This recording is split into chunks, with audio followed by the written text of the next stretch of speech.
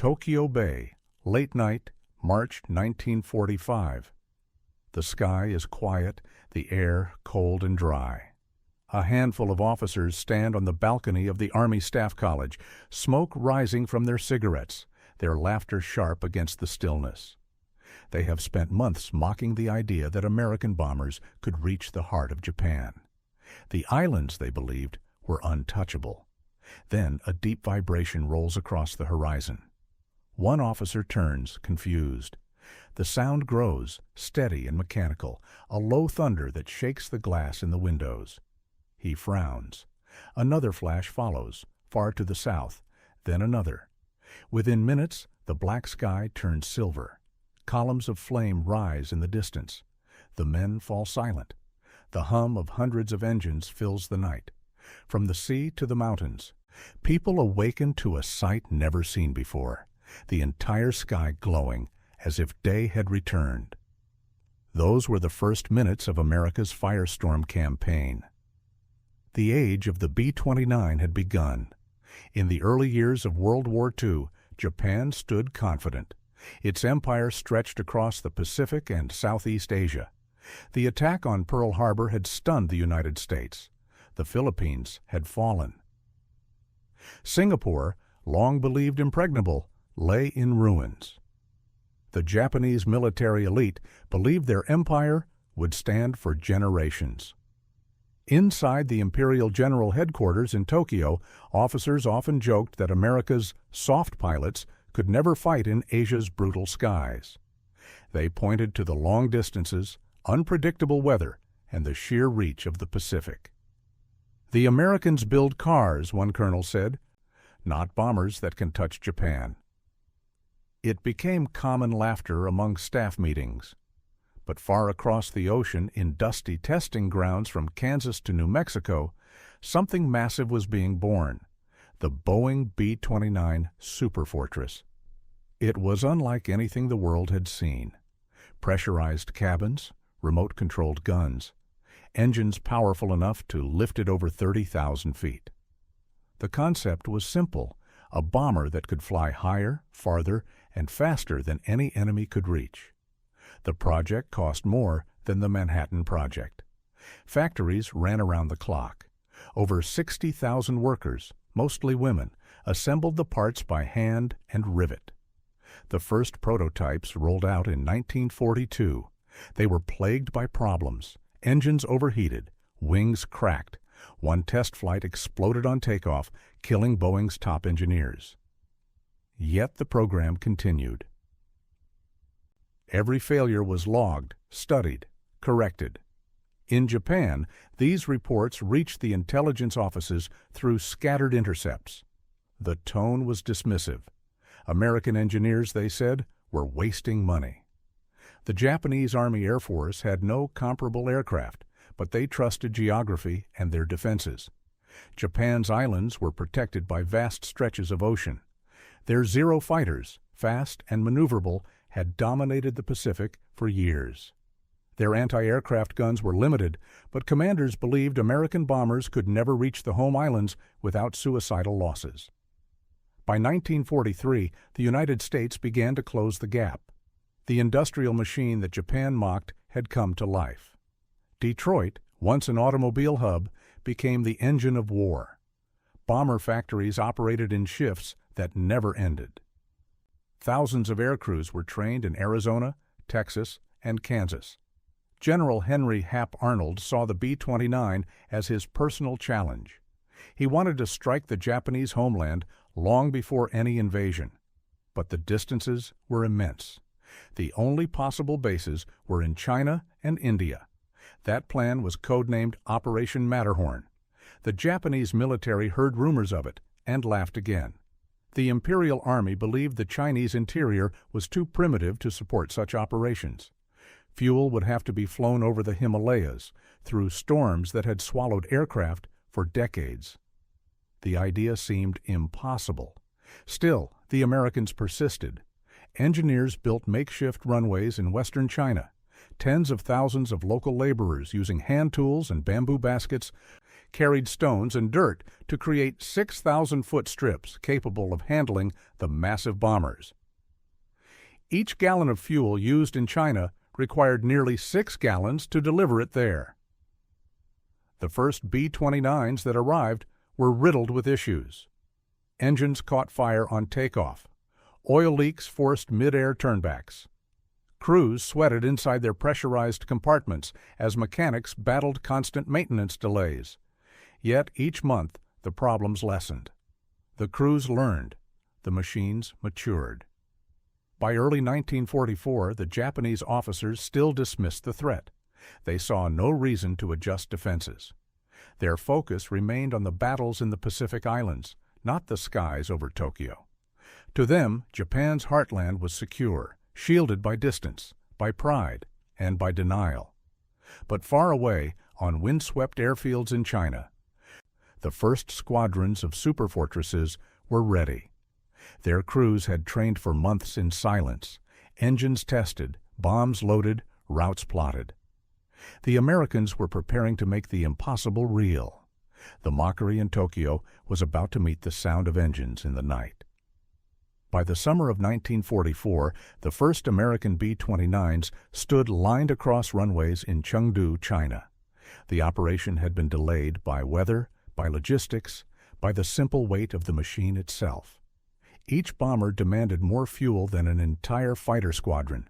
Supplies were hauled by C-47 transports and Chinese laborers across the Himalayas, a route pilots called the Hump.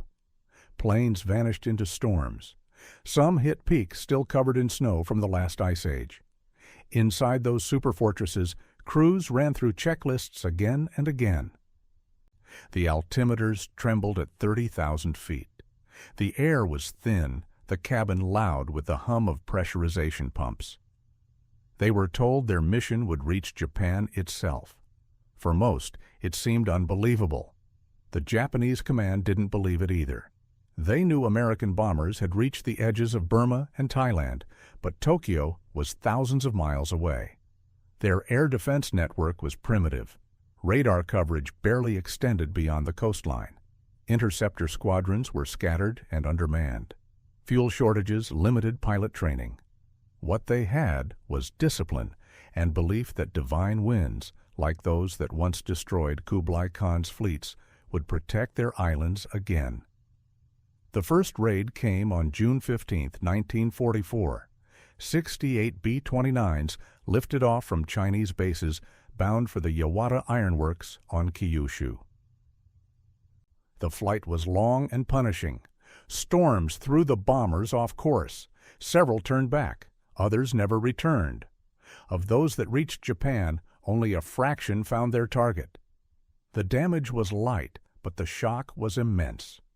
For the first time, Japanese civilians heard the drone of American bombers over their own soil. At Imperial General Headquarters, disbelief turned into alarm. Reports described a new type of bomber flying higher than their fighters could climb. Attempts to intercept failed. Anti-aircraft shells burst far below their altitude. Newspapers suppressed details, but rumors spread quickly. People whispered about silver planes that moved faster than sound. Despite the raid's limited damage, the psychological impact was deep. Tokyo ordered an expansion of radar stations, but parts were scarce. Young pilots trained on outdated aircraft. Commanders debated priorities. Should they defend the home islands or the front lines in the Pacific? Every choice cost resources they no longer had. Meanwhile, the Americans shifted strategy. Operation Matterhorn was proving costly and inefficient. The logistical nightmare of the hump flights drained resources. General Arnold decided to move the superfortresses closer. The islands of the Marianas, Saipan, Tinian, and Guam were the key.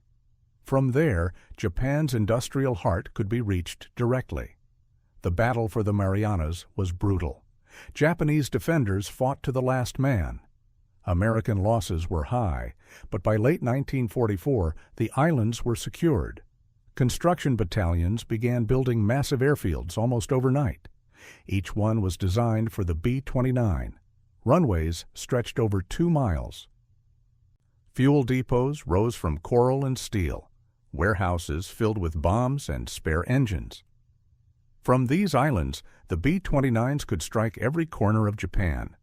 The mockery that had once filled Tokyo's military offices began to fade. Officers realized the enemy was no longer distant. He was assembling within range. As winter approached, weather became the next obstacle. Jet streams over Japan tore bomber formations apart. Early missions from the Marianas were plagued by high-altitude winds and inaccurate bombing. Japanese anti-aircraft fire improved slightly, but the B-29s kept coming. Dozens of cities felt their reach: Osaka, Nagoya, Kobe. Still, the Japanese high command clung to hope. They believed the Americans would tire. They believed the bombers could not sustain pressure forever. They were wrong. In the closing months of 1944, General Curtis LeMay took command of the 21 Bomber Command. He studied the results and saw the problem. Precision bombing at high altitude wasn't working. He decided to change everything. He would send the B-29s low at night, loaded with incendiaries instead of bombs. The goal was not factories, but the wooden heart of Japan's cities. The next phase would erase every illusion of safety. The next phase would light the sky like day. Inside the superfortress, the air was thin, metallic, and hot. Crewmen worked in silence. The pressurized cabin gave an illusion of safety, but everyone knew how fragile it was. One bullet through the skin could drop the pressure in seconds. Oxygen masks fogged with every breath. At 30,000 feet, frost formed on the windows. Hours of monotony were broken by minutes of panic when enemy fighters appeared or engines sputtered. Each mission meant 13 men depending on one another: the gunner, the radio operator, the navigator. A single error could mean vanishing into the sea. Letters home were short, written in pencil, folded and hidden in jackets before every flight. For those crews, Japan was not an abstract enemy. It was the glow on the horizon, the clusters of lights that marked a city below. They saw the war from above, distant yet intimate. Some described watching bombs fall and realizing there were people down there, families, homes. Others refused to think about it. Their duty was to complete the run and return alive. Most didn't. The attrition was relentless. While the Americans fought the sky, the Japanese command fought denial. Inside Tokyo's concrete bunkers, staff officers studied maps covered in red circles marking each bombed city. Reports came in of new fires, new losses. Yet few dared to question the Emperor's divine mission. To doubt meant weakness. Officers still spoke of victory in the Pacific, of the spirit of Yamato. They believed morale could overcome material disadvantage. Some still repeated that the Americans were soft, that their machines could not replace will. In the factories, engineers tried to modify old fighters to reach higher altitudes.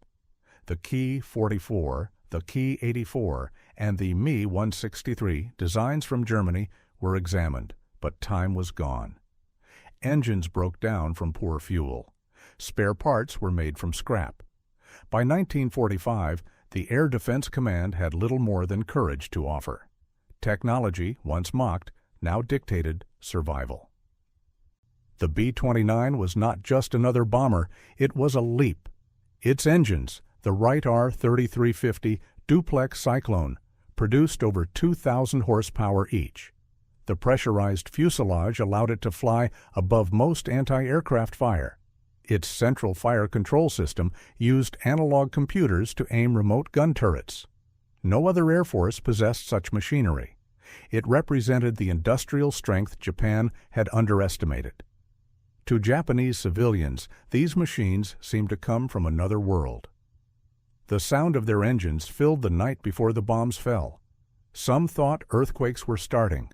Others believed the sky itself was breaking. Cities had built fire breaks, bucket brigades, and shelters, but the scale of the attacks dwarfed preparation. In one night, entire districts burned away. Searchlights swept the clouds. tracing lines of light that vanished into smoke. Anti-aircraft gunners fired blindly, their guns glowing red from heat. Fighters scrambled, but rarely found their targets. The B-29s flew too high, too far, too fast. Each failure deepened the silence in Tokyo's war rooms. The Americans studied every detail. They changed flight routes to avoid known defenses, adjusted fuel loads, tested incendiary patterns on mock cities built in Utah. Data replaced guesswork. Science replaced pride. Every new mission was a lesson learned in destruction. The human toll inside Japan grew unseen by its leaders. Children walked barefoot through ash to gather what was left of their homes. Families dug trenches to hide, not knowing that firebombs consumed oxygen faster than flames themselves. The government censored reports, but the truth spread through the smell of smoke and the endless funerals. Each night raid became more efficient, each returned to base more confident. The crews of the superfortress began to feel they were flying with inevitability on their side. The Japanese officers who once laughed now sat in silent briefings, staring at casualty maps. What had been arrogance turned into disbelief, then resignation. They watched the sky, waiting for the next wave of engines that never seemed to stop coming. That silence, that realization of powerlessness, marked the shift in the war's tone. And soon it would deepen into something irreversible. Behind the front lines, America's industrial machine worked without pause. Cities like Wichita, Seattle, and Marietta became symbols of organized might. Conveyor belts carried aluminum ribs and riveted panels to final assembly lines where superfortresses rolled out one after another. Each bomber consumed more resources than an entire destroyer. Yet output grew. By 1945, the United States was building nearly 4 B-29s every day. Workers labored in 3 shifts. Most had family members fighting overseas. They knew what those planes meant. The Japanese had no answer. Their factories were scattered, smaller, fragile. Allied submarines cut supply routes. Every shipment of oil from the Dutch East Indies faced attack. Without fuel, aircraft became useless shells. Without aluminum, even repairs slowed to a crawl. The war of endurance was over before Tokyo understood it had begun. Inside America, the B-29 symbolized more than a weapon. It represented technological belief, the power of engineering to shape victory.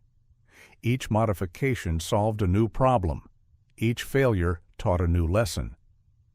By the time Curtis LeMay took over command, the aircraft had matured into a precise instrument of destruction. He trusted machines over emotion. He replaced daytime precision strikes with low-altitude night raids. He accepted the moral cost for what he called military necessity. The shift was brutal. Instead of targeting factories, crews were told to target entire grids. Urban firestorms became tools of warfare. The bombing patterns were calculated by airflow and fuel content of wooden homes. American scientists had built replica Japanese neighborhoods in the desert to test how fire would spread. When those tests succeeded, they turned that science loose on real cities. For Japan, this was more than military defeat. It was a cultural shock. Centuries of faith in spiritual strength met the modern age of machines. Propaganda had promised divine protection, yet nothing divine appeared. Priests prayed under orange skies as neighborhoods disappeared. People carried buckets of sand against 1,000-degree heat. The code of honor that demanded calm in the face of death turned entire cities into quiet, ordered lines of refugees. Even among Japanese officers, doubt began to grow. Some saw the scale of destruction and realized there was no defense left. Others clung to the idea of ultimate sacrifice. Young pilots volunteered for special attack units. They saw their deaths as repayment for national failure. The B-29 became their silent enemy in the sky, unreachable but ever-present. Strategically, the raids forced Japan into isolation. Communications broke down, supply trains stopped, Ports closed under debris. Coal, steel, and rubber vanished. Tokyo's population fell by millions. Those who remained lived in ruins, building makeshift shelters near burned stations. Every night they waited for sirens, every morning for smoke. The Americans measured results in tonnage dropped and square miles burned. LeMay's reports were brief, clinical. He saw efficiency as victory.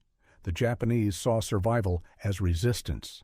Between them lay the growing shadow of total war, a kind that no code of honor or precision could restrain.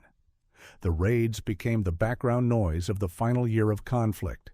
Each mission blurred into the next, each target another name on a list. The Japanese High Command could not rebuild. They could only endure. The officers who once mocked the American pilots now understood that mockery was a luxury of peace. What began as confidence had turned to helplessness. The skies that once belonged to Japan now burned each night with the light of its own destruction. And in that light, the decisive moment was approaching. The night when the raids would reach their peak, when fire would outshine even the sun. Tokyo, March 9, 1945. The city lay beneath a cold, still sky. A light wind blew from the north. Few expected anything unusual. Air raid sirens had become background noise, and many ignored them. The B-29s had come before, dropping small loads from high altitude. The damage was tolerable. People believed the night would be the same. Far to the south, on the island of Tinian, hundreds of superfortresses lined the runways. Mechanics worked by floodlight. Bomb bays were loaded not with high explosives, but with M69 incendiaries, small clusters filled with jellied gasoline. Each plane carried nearly 8 tons. Curtis LeMay had changed the rules. He ordered the bombers to fly lower, around 5,000 to 7,000 feet, to drop in staggered waves. The altitude would improve accuracy, the risk would be higher, but the results would be decisive. At 5:30 in the evening, the first aircraft lifted off. Engines roared across the island like thunder. Pilots adjusted for wind and fuel weight. The flight to Japan took 7 hours. Inside the cockpits, red lights glowed. Maps and altimeters marked each waypoint. Radio silence was absolute. Each crewman knew the target, the heart of Tokyo. Shortly after midnight, the first wave reached the coast. Below them, the city was dark, calm, unaware. The lead planes dropped magnesium flares to mark the path. The flames reflected off the Sumida River. Within minutes, the sky filled with glowing arcs as hundreds of incendiaries began to fall. They struck wooden rooftops and narrow streets, exploding into sheets of fire. In the command bunker of the Imperial General Headquarters, officers gathered around a wall map. Reports came in confused, fragmented. They believed the attack was small. Then communication lines began to fail. The city's electricity grid collapsed. Water pressure dropped as mains burst. Within an hour, 20 square kilometers were burning. At street level, the inferno moved faster than anyone imagined. Wind funneled between wooden houses, turning alleys into fire corridors. Temperatures reached over 1,000 degrees Celsius. Air itself became fuel. Families ran toward rivers, clutching what they could. Many never made it. The flames moved faster than people could run. Oxygen vanished. Bodies fell silently in streets that glowed red. From above, American pilots saw only the reflection. The entire city appeared to breathe fire. Smoke reached their altitude, filling the cabins with acrid haze. Gunners looked down and saw nothing but light. The superfortresses flew in long rows, each releasing thousands of canisters. Below them, the city disintegrated into ash. The Japanese air defenses could do little. Anti-aircraft guns fired blind through smoke. The few night fighters that scrambled could not climb high enough before fuel ran out. Pilots flew into chaos, unable to tell friend from enemy. One officer later wrote that the sky itself had become the enemy. By 2 a.m., the firestorm had merged into a single mass. Air currents rose at hurricane speed. Wooden bridges ignited from radiant heat. Rivers boiled. Waterways filled with people seeking refuge, then turned to steam as oil and debris burned on the surface. Entire neighborhoods vanished in less than 20 minutes. The Americans turned for home. Behind them, Tokyo was a red wound visible from 200 miles away. Crews spoke little on the return flight. Some were silent, others stunned. The smell of smoke followed them, even at high altitude. Navigator journals describe a glow that seemed like daylight beneath the clouds. At 4 a.m., radio intercepts reached Tokyo's command center, confirming what no one wanted to hear.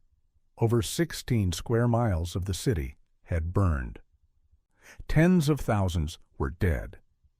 The fire had crossed the Sumida River and consumed both residential and industrial zones.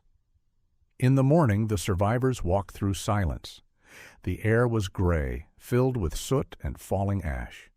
Rows of bodies lined the streets. People carried bamboo poles to move corpses out of the way.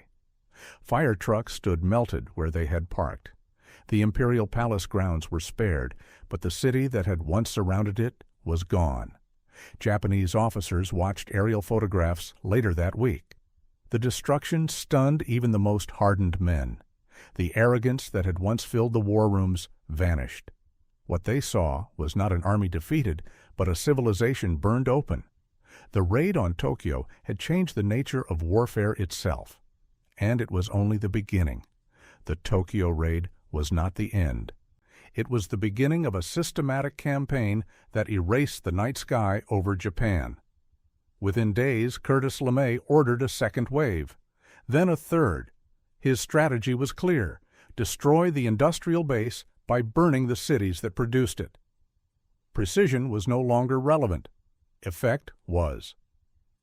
In the weeks that followed, the B-29s struck Nagoya, Osaka, Kobe, and dozens of smaller cities. Each raid followed the same method: low altitude, night approach, incendiaries in patterns designed to merge into firestorms. Japanese fire brigades fought with buckets, pumps, and desperation. They were no match for napalm and hurricane heat. The sound of engines became a warning that silence was about to end. Inside Japan's defense headquarters, officers gathered in stunned confusion. Radar operators called in sightings but could not direct interceptors in time. Commanders ordered night fighters into the air even when they lacked fuel. Some pilots took off knowing they would not return. Ammunition stocks were emptying faster than they could be replaced. The empire that once believed in unbreakable spirit was watching its cities vanish one by one. For the Americans, the raids became routine. The efficiency increased with every mission. Maintenance crews worked in shifts, so the bombers never stopped flying.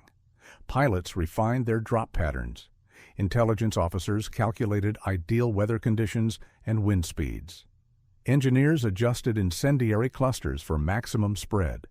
The process was mechanical, emotion stripped away.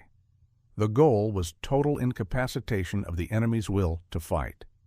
LeMay's headquarters tracked results through reconnaissance photos. Entire districts measured by square miles burned were recorded like production quotas. The tone of reports was clinical. The numbers of dead were not mentioned. The metric was destruction achieved. On the ground, Japan was dissolving. Trains stopped running. Postal systems collapsed. Food distribution failed. Refugees moved through smoking ruins, carrying what little remained of their lives. By June 1945, 40 cities had been attacked. Over half of Japan's urban area was gone. Yet the government continued to speak of final victory. Radio broadcasts promised revenge while families slept in bomb shelters that no longer existed. Among the air crews, fatigue turned into detachment. Missions stretched over 12 hours. The glare of fire seen through gun turrets became familiar. Some men felt pride in success. Others felt guilt but buried it under routine. The cost of victory was visible below them each night, but they had long passed the point of questioning. Orders were clear. The goal was surrender through fire. In late spring, the focus returned to Tokyo. The city had been rebuilt partially, its ruins swept and reorganized into refugee zones. On May 25th, LeMay ordered another raid. 500 B-29s took off from Saipan, Tinian, and Guam. This time the winds were calm, visibility perfect. The bombers arrived just before midnight. The flames reignited the heart of the capital. Imperial command centers lost communication again. Witnesses described the noise as constant thunder, the ground trembling beneath each wave of explosions. By morning, a third of what remained of Tokyo had vanished. For the Japanese people, there was no longer a front line. The war had entered every home. Cities burned not as battles, but as routine acts of war. The myth of invincibility that once defined the empire was gone. Survivors no longer asked when the Americans would come. They asked if there would be anything left when they did. In Washington, results were measured in tonnage delivered. Strategic Air Force reports claimed industrial production had collapsed by nearly half. Japan's capacity to fight was ending, yet the bombing continued. Military logic demanded pressure until surrender, and surrender had not yet come. By July 1945, even the most loyal officers in Tokyo knew the war was lost. Oil reserves were nearly empty. Ammunition stocks were gone. Factories no longer functioned. Still, orders from above insisted on resistance. It was in that atmosphere of ruin and denial that the last phase of the air war approached. When the B-29s appeared again in August, they carried something different. 2 aircraft, unlike the rest, each with a single weapon on board. Their names would enter history: Enola Gay and Boxcar. The cities of Hiroshima and Nagasaki would feel a new kind of light. But before that, the fire had already done its work. Japan's will was broken. The officers who had once mocked the Americans now met each morning to count what was left. The war in the air had reached its climax. The sky over Japan had become the final battlefield. When the fires finally stopped, Japan was unrecognizable. Cities that had once glowed with industry and movement had become skeletal grids of ash. More than 60 urban centers had been struck by the B-29s. The raids left nearly 2 million homes destroyed and millions homeless. Tokyo, Nagoya, Osaka, Kobe, Yokohama all had been reduced to blackened plains marked only by chimneys and twisted steel. The numbers were staggering. In Tokyo alone, over 100,000 people died in a single night. The figure exceeded the casualties of many entire battles. Hospitals had burned with their patients inside. Schools vanished with entire classes. Water reservoirs boiled. Few records survived. In many neighborhoods, families simply ceased to exist. Japanese authorities tried to maintain order. The police cleared bodies, the army bulldozed debris, and survivors gathered in temples or makeshift shelters. Disease spread quickly. Food shortages grew severe. The population drifted from cities to the countryside in search of rice and clean water. Government offices operated from basements and damaged schools. The Postal Service used bicycles where roads had melted into slag. Inside the imperial palace, the atmosphere was silent and tense. The emperor received daily reports on the destruction. He rarely spoke. Ministers avoided direct mention of defeat, but their faces said everything. The air raids had achieved what months of naval blockades could not. Japan's heart had stopped beating. For Curtis LeMay and his superiors, the results were undeniable. Industrial output collapsed by more than half within weeks. War production no longer existed on any meaningful scale. Communications were in ruins. Transport systems failed to move goods or troops. The B-29 campaign had achieved total air supremacy and paralyzed Japan's infrastructure. Still, the raids did not end. LeMay saw his mission as unfinished until surrender was unconditional. In his headquarters on Guam, maps were marked with remaining targets. Crews rotated between missions with little rest. The mechanical rhythm continued even as the enemy's resistance had vanished. The Japanese Air Force, once proud and feared, was finished. What remained of its aircraft were scattered or grounded. Pilots lacked fuel to train. Many volunteered for suicide missions, believing that dying in attack was better than dying in fire. Anti-aircraft units kept their guns aimed skyward, but their ammunition was mostly symbolic. Few believed they could stop anything now. The people adapted to a world without night. Fires still burned in the distance, and the smell of smoke became part of daily life. Children played in bomb craters. Women searched the ruins for anything reusable: wood, metal, even ashes that could serve as fertilizer. For many, survival meant stripping the remains of their own homes. Propaganda continued, insisting Japan would rise again. Newspapers printed hollow phrases about temporary hardship and unbroken spirit. Yet morale was gone. Citizens listened to the drone of B-29s like a clock counting down the end. Each time the sirens failed to sound, it was not relief, but surprise. Reports from Army units at the front described soldiers reading letters from families that no longer existed. Officers knew that the home they were fighting for had already disappeared. The empire that had promised eternal glory now stood among ashes. At night, when the smoke cleared, some survivors looked up at the same sky that had brought them ruin. The stars were faint, dimmed by haze, but they were still there. Beneath them, Japan waited for what everyone knew was coming next. The bombers had taken everything but life itself, and even that was about to face a new kind of light. By August 1945, Japan was a country standing in shadow. Factories no longer produced weapons, trains ran irregularly, and electricity flickered only in short bursts. The great industrial cities, once engines of empire, were silent. Yet the air raid sirens still hung on poles, rusted and ready to sound again. In the command centers that survived, officers continued routine reports, even though there was little left to report. Aircraft losses could not be replaced. Ammunition depots were empty. Every new B-29 formation overhead marked the collapse of another piece of the nation. The military clung to structure, but structure no longer meant power. When the atomic bomb fell on Hiroshima on August 6, 1945, there was nothing left in Japan's capacity to respond. The weapon destroyed everything within moments. 3 days later, Nagasaki followed. The scale of destruction was unlike anything even LeMay's firebombing had achieved. Cities vanished completely, not by fire, but by blinding light and pressure. The emperor's decision to surrender came soon after. His recorded message, broadcast on August 15th, was the first time his voice had ever been heard by the public. The people listened in stunned silence. Many did not understand the formal language, but they recognized its meaning.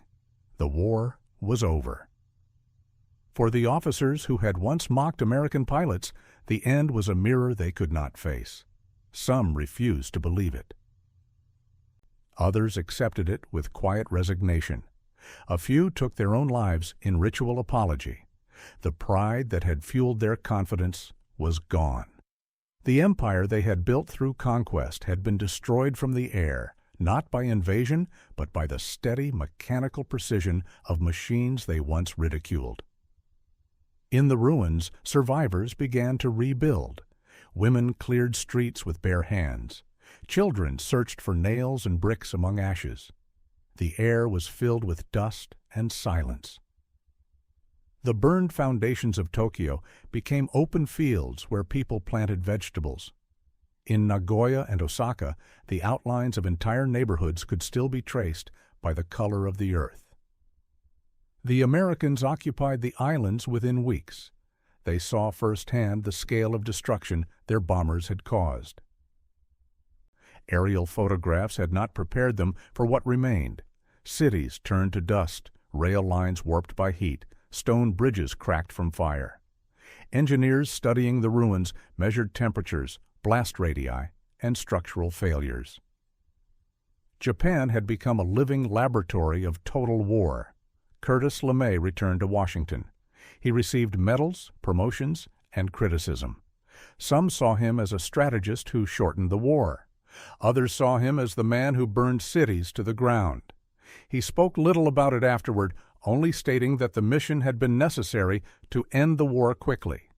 His methods would later influence air campaigns in Korea and Vietnam, each built on the lessons of Japan's destruction. For Japan, defeat became the beginning of transformation. The same industrial skills that had once built war machines would later build ships, cars, and radios for peace. The memory of the firebombings lived on quietly, seldom spoken, but never forgotten. Generations grew up in cities rebuilt over ashes, walking streets that had once burned brighter than day. In history's records, the numbers remained fixed, but behind them were faces. Families erased in seconds, children lost among crowds of refugees, pilots who never returned. The war in the air had no victors, only survivors. When the smoke finally cleared, the Japanese people faced a truth written in the color of their skies. The bombers had been real, their power unquestioned, their light unforgettable. The war that began with mockery had ended in silence. The war in the Pacific ended not with armies meeting on a field, but with cities erased from maps. The B-29 campaign had shown the full weight of industrial power turned into fire.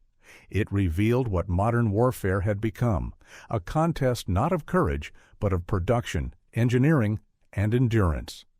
For Japan, it was a lesson written in ash. Pride in tradition, faith in willpower, and the belief that spirit could outweigh steel had met the age of machines. The mockery of American weakness had become the echo of burned streets. In that echo, an old world ended. The B-29 changed the meaning of distance. Oceans no longer offered safety. Isolation was gone. The air itself had become the new front. Every nation that watched understood this. In the years that followed, bombers grew larger, weapons more powerful, and fear more constant. The glow over Tokyo became a warning to the future. Curtis LeMay once said that if America had lost, he might have been tried as a war criminal. He knew the weight of what he had done. Yet to him and to many who fought, the only measure that mattered was ending the war sooner. History still debates that calculation. For the Japanese people, survival became a new kind of victory. From the ruins, they rebuilt cities that would rise again, cleaner, stronger, and more peaceful than before. Factories that once forged weapons began producing cars and electronics that would redefine the post-war world. The same discipline that had built an empire now built recovery. The night when B-29s lit the sky like day remains one of history's most brutal transformations. It marked the moment when warfare left the battlefield and entered the homes of millions.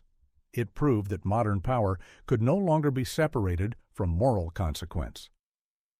Those who stood on the ground beneath the bombers and those who flew above them both saw the same light. For one side, it was triumph. For the other, it was ending. For humanity, it was a warning that progress and destruction can share the same sky. The fire had faded, but its shadow would never leave the world again.